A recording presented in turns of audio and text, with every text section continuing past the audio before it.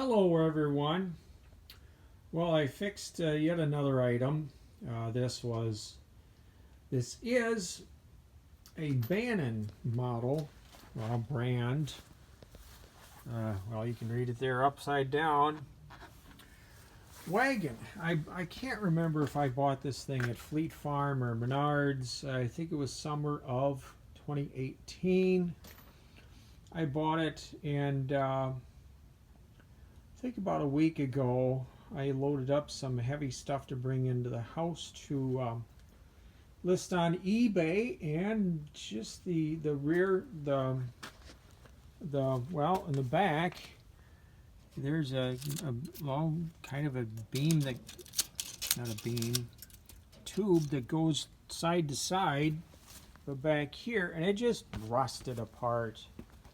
You know, that's Chinesium for you. You know, the Chinese are manufacturing a lot of stuff that we used to manufacture in the United States. Yeah, that wasn't that a great idea. And if we could bring that manufacturing base back, we could build up the middle class again. But enough of political views today. So that piece just completely rusted apart, and this thing, it just literally just collapsed with the load I had in it. And it's mostly my mom using this for carrying stuff. She does gardening stuff out on the front porch in the spring and summer and fall, and she wanted me to fix it. You know, I did buy it. I don't remember, either Menards or Fleet Farm I bought it at. I don't think I bought it at Northern Tool, but Northern Tool sells these. I'm sure Lowe's sells something like this. Home Depot probably does. Well, Walmart probably does. But so this is Hillman perforated steel. This is 1 inch by 1 inch. Perforated means it's sold with these holes already in it. These holes, this is the 1 inch by 1 inch tube. These holes, I think they're about 5/16 inch. I bought a 3/8 inch drill bit to drill here and here and here and here, so I could use 3/8 inch bolts instead of 5/16 or quarter. But and then I used fender washers. Fender washers, 3/8 by 1.5 fender washer. So drilled those. I put the bolt in from the top side, because the wagon's upside down. Put the bolt. So let me grab another. So before I put that in, put the bolt through a washer on this side, and put another washer between this grated metal and the perforated steel. So there's one washer on both sides of this grated steel. So we got, let me see if I can get a picture of this. Yeah, so not too great. Let me grab the flashlight. Sit on the stool. I'm tired. I haven't been feeling as good lately. Darn Lyme disease.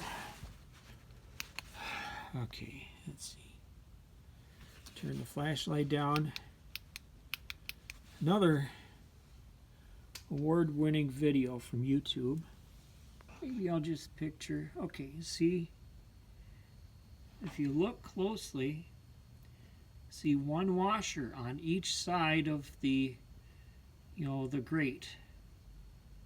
Bolt, washer, grate, washer, perforated steel, and then nylon lock nuts on the other side. And so I got this end. I purposely had the end there so it's sitting over, this is a piece of angle iron right here, thin Chinesium angle iron. So I purposely put the ends over the angle iron because we turn this upside down, the weight's going to be going this way. And I used perforated steel that I had salvaged from a project I took apart I think 1 or 2 years ago.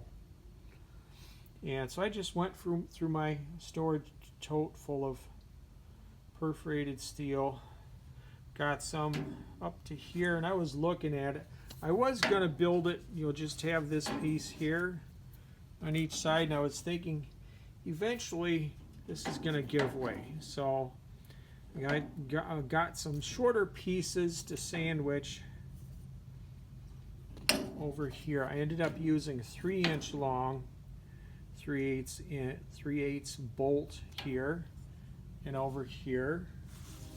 Can't remember. I think I don't know if I used a 2 or 2.5 inch bolt right there and right there. Okay, the bolts. This is one of the bolts that that went through the piece of steel that rusted apart. This is, I forgot that it was metric, made in China. So this is probably a 13 millimeter by 13 threads per inch, because American standard is 1/2 by 13 throws per inch, or threads, whatever, pitch, throw. So I did have to, I used a 1/2 inch drill bit to drill the holes through through the perforated steel. You can't see it, and then I assembled this thing, the axle, to these tubes before I then assembled the tubes to the perforated tubes to the bottom of the wagon. I thought about, let me put my hand, I thought about building some kind of hitch in the back here, but we only have one wagon right now, and it's like, why? It'd just be kind of fun to build a hitch, grabbing some more pieces of this out of my storage tote, just have a hitch on the back to pull a second one, but okay. Anyway, I guess I could drill through one of these and one of these here and run another 3/8 inch bolt through here and through here or here. But I don't know. I tightened it down pretty good. I don't think this is going to move. But at least, you can see there. See, I got it kind of stepped. But since this thing, that's the original bolt, 13 by 13 millimeter, because an inch is 25.4 millimeters. So you divide 25.4 by 2 to get a half. So that's what, 12.6 inches. No. 12.6 millimeters, if I did my math right. But anyway, I imagine this thing eventually, I don't know, in 4 or 5 years it's going to rust apart. Who knows how long that piece is going to last.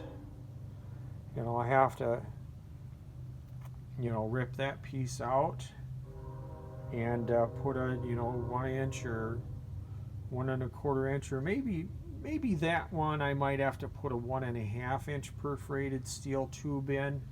I did put a video up on YouTube, I don't know, 4 or 5 years ago, talking about the various sizes and thicknesses of Hillman perforated steel. So this is a 1 inch. You can buy a 1 1/4 inch and a 1.5 inch. The 1 inch will fit inside the 1 1/4 inch. The 1 1/4 inch will fit inside the 1 1/2 inch. But it comes in either a 12 gauge or a 14 gauge. So a 12 gauge is a thicker metal than a 14 gauge. But if you're looking for lightness, go to the 14. I don't remember which one has the thinner gauge metal, whether it's Fleet Farm or Menards.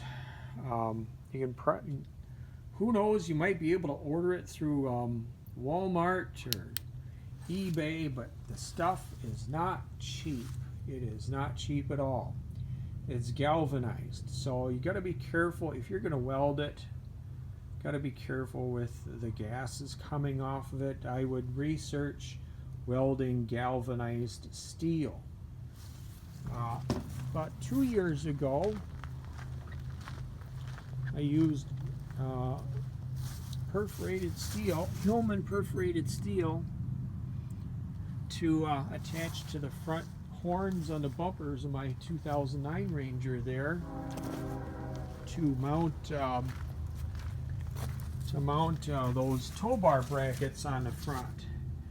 And when I built that, I put a 1 inch inside of a 1 1/4 inch inside a 1 1/2 inch. So I have 3 layers of that holding that those tow bar brackets on. So pretty sturdy. I wouldn't be trying to rip out a tree with it, because that would just rip it out. But anyway, well, I guess if I do just for fun decide to add a hitch to the back of this, I'll do another video someday. If that cross beam right there fails, I will rip that out and probably put a 1 1/2 inch perforated steel section in there.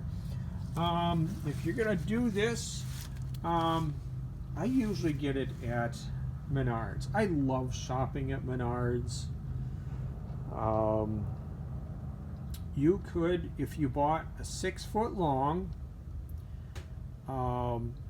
section of the 1 inch perforated steel, that would give you enough length to make exactly what I have here. But so for bolts, you're going to need 3/8 inch bolts, like a 3 inch, 3/8, 3 inch, 3/8, 2 inch, and these 1/2 inch bolts, I think those are 3 inch. But make sure you don't do what I did, and make sure you tighten the bolts before you do all this. But anyway, I think this should work pretty good. Sorry about the train horn. But all right, thanks for watching. See you. Bye.